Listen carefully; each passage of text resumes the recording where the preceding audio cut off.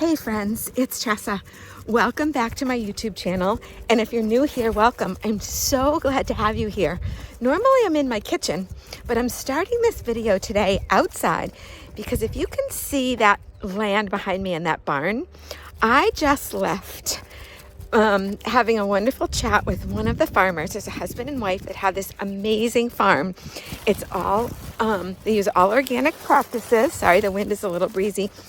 And I signed up for their CSA because I'm not sure where my garden is going to be in the spring. And I just went up to meet them. I literally can walk there from my house. I'm super excited. And look, she gave me a whole bag of spinach because they've got spinach ready. And I am so excited and thinking about what I can make with spinach, which when you see this video, you will probably already know because I'll probably put it in the title. I have some ideas. I'm thinking about some spinach pesto, possibly, maybe a pasta dish or a bean dish. I'm still thinking about what I'm going to do, but I wanted to show you the beautiful land where I live. So let me turn around and show you. This is the hill that I walk up to come up here to the farm and the beautiful mountains. It's just a really, really beautiful place, and I'm so blessed to live here and to meet Andrea and Anthony and connect with them and their amazing farm. I got to see the greenhouse and some of the high tunnels where they have things growing already, and I'm just so excited. God is good, and I will be back in my kitchen soon, and I will share what I'm cooking. Hi there.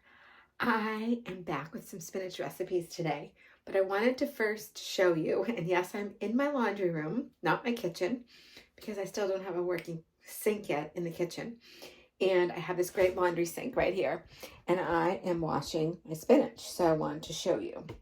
So I'm going to lift it up and show you what I do. So what I do, and I do this for lots of fruits and vegetables. I mean, if it's something like an apple that has a skin on it, then I'm going to scrub it. And I do have a Norwex scrubber that I really love for that. But something like spinach, I have a bowl, a big giant bowl here.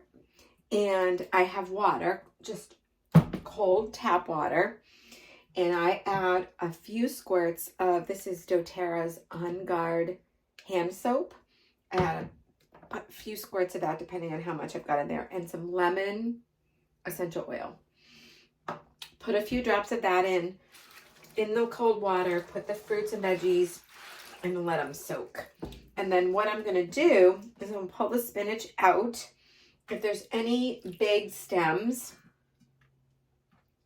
that are, because stems tend to be a little tougher, I'm going to give those to the chickens. So I'll pop those off. And then I want to check to make sure there's no bugs. You soak like this, if there are any bugs, they're going to come up. And then anything that's not in the greatest of shape, like a little yellow or, brown or whatever, I'm going to put that aside too. So I'm going to finish washing.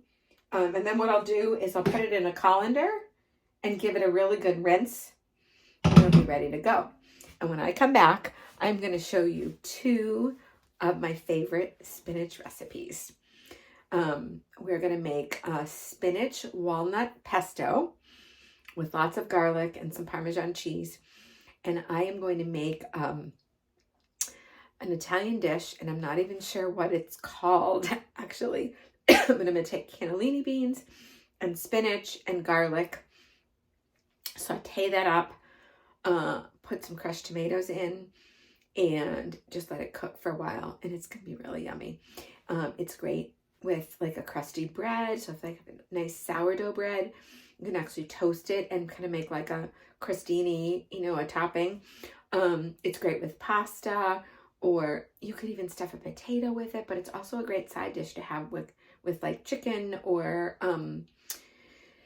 beef or any kind of vegetable, any kind of meat, I'm sorry.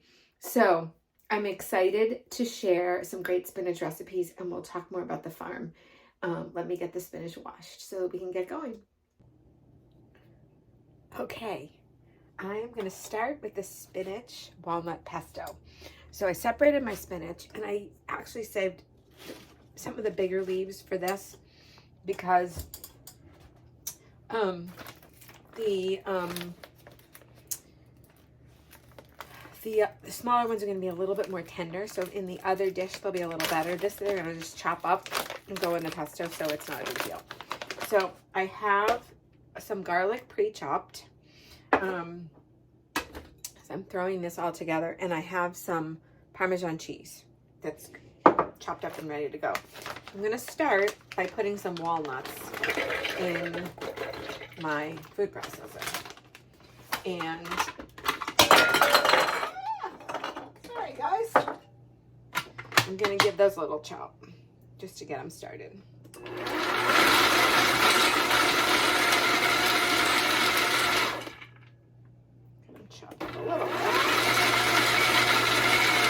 You're going to get everything in there and give it a really good mix. So I'm going to add some of the cheese. I don't know that I need all of that cheese, so I'll have to taste it and see. Same with the garlic. I'm really just kind of guessing here. And I'm going to use some of the garlic in the other dish too. So you can make it as garlicky and cheesy as you want. Now pesto is normally made with basil and pine nuts. And basil, pine nuts, Parmesan cheese, olive oil, garlic. You could add some lemon if you wanted to. And we'll see how this is going to work. I'm going to try to get a lot of spinach in here. And I love basil pesto, but the fresh basil right now, like if you have basil plants and you've got lots of fresh basil, it's awesome. But if not, all right, you ready?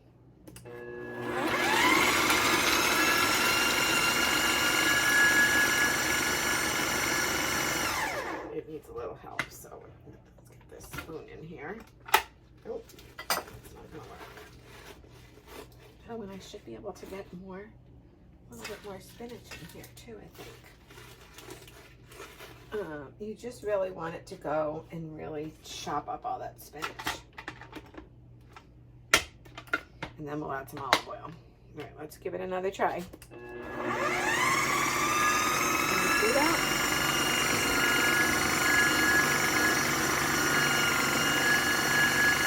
It's starting to really, oh, here we go. I could probably even add a little more spinach.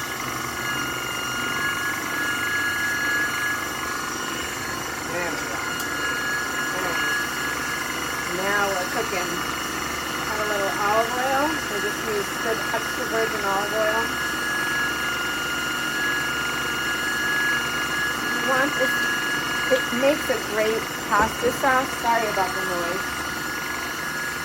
Let me turn it off while you can smell that garlic. It smells so good. And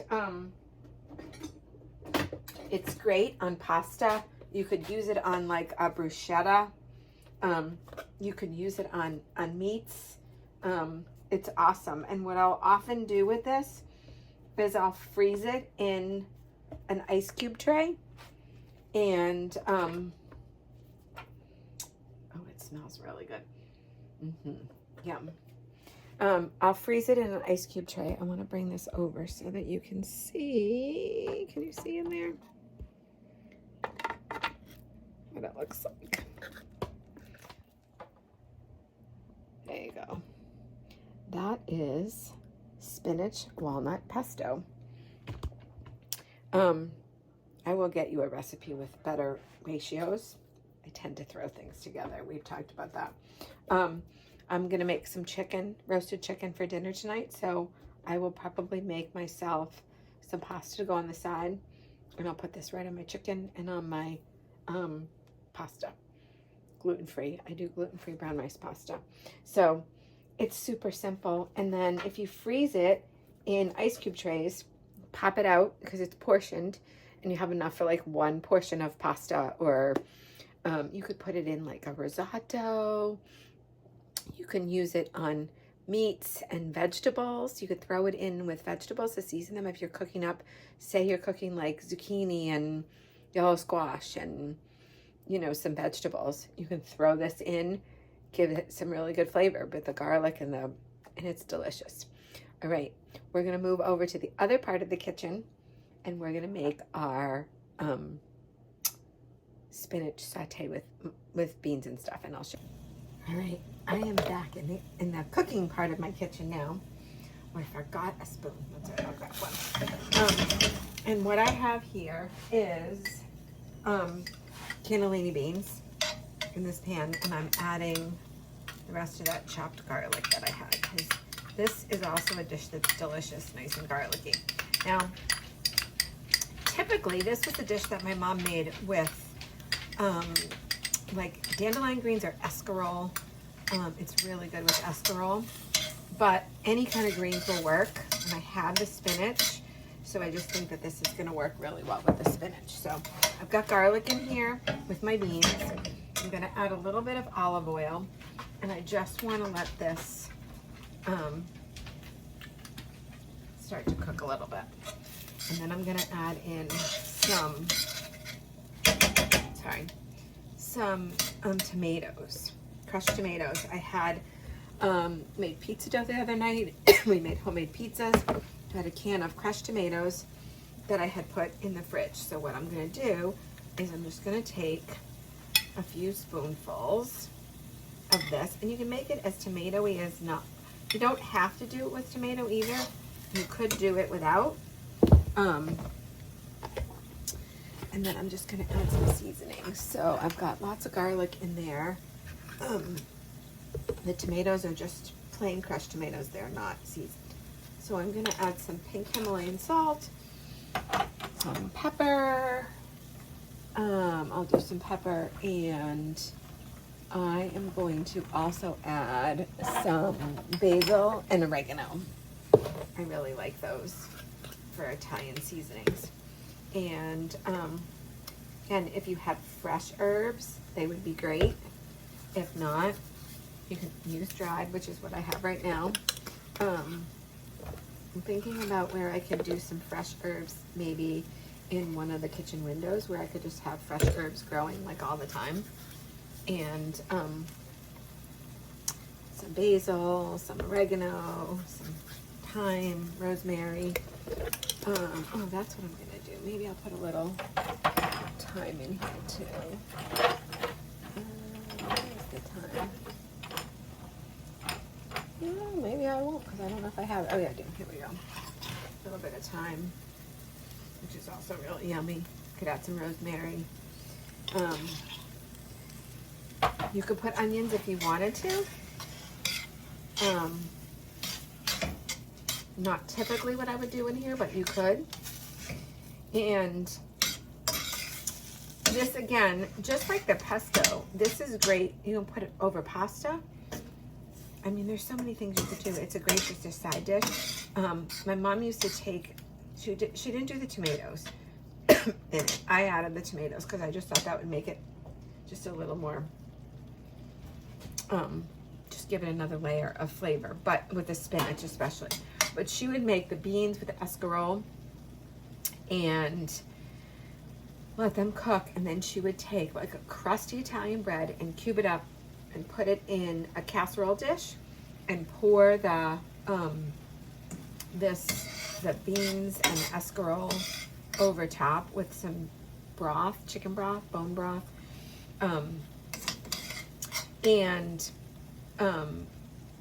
just so it would have a little bit of liquid.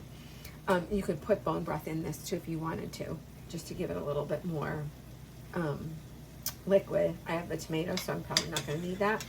And then sprinkle some Parmesan cheese on top, or Romano cheese, whatever kind you like. You could do both, and bake it in the oven, and so that the bread gets really crusty, and oh my gosh, it's so delicious, so delicious. But you could serve this over polenta, over pasta, over rice. You could stuff a baked potato with it. There's like so many things that you can do with it. So I just want to cook it down a little bit so that the beans start to get cooked. And once they are started to cook, I'm going to add the spinach. Now, greens And like I said, you could put arugula in this. You could do escarole. You could do dandelion greens. You could do all sorts of different kinds of greens in this. And greens typically cook down pretty quick, so I don't usually add those till the end. You don't really want to overcook your greens. So this is a pretty quick dish. And you just want your greens to just kind of wilt down. Can you see that okay? Let me turn it so you can see it a little bit better. See the food and not me so much. And I'm just going to keep stirring until the greens start, the spinach starts to wilt. And you don't need to overcook it. And then I'll have this tonight. Boy, I'm going to probably do some pesto and some of this with my chicken and pasta for dinner. So, but this is also a great meatless meal with the beans. You know, just make this your main course over pasta or rice or and you're good to go. Lower in the heat a little bit, because once that starts to wilt down, you really don't need that the heat to be on very high. You just really want to wilt down your spinach. And look at that. It looks pretty, doesn't it? And it'll be a delicious, delicious. Let me taste it. See if I can get. It's really hot. Oh, let me see if I can get a little piece of spinach along with the greens and the beans. I'm getting hungry.